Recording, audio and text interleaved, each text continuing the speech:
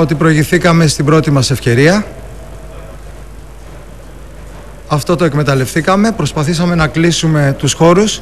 Στο δεύτερο ημίχρονο πιστεύω ότι κάναμε καλύτερη εμφάνιση.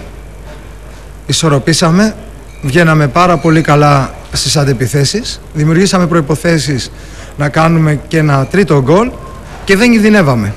La concentración que debíamos tener. Δεν υπήρχαμε σαν ομάδα την συγκέντρωση που πρέπει να έχουμε. Δεν είχαμε με την οργάνωση που πρέπει να έχει μια ομάδα. Πιστεύω ειλικρινά ότι έχουμε μια πολύ καλή ομάδα.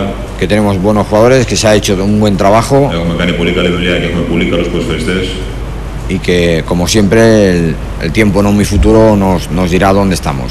Και στο άμεσο μέλλον θα δούμε πού ακριβώς πρέπει να βρισκόμαστε και τι αξίζουμε σαν ομάδα.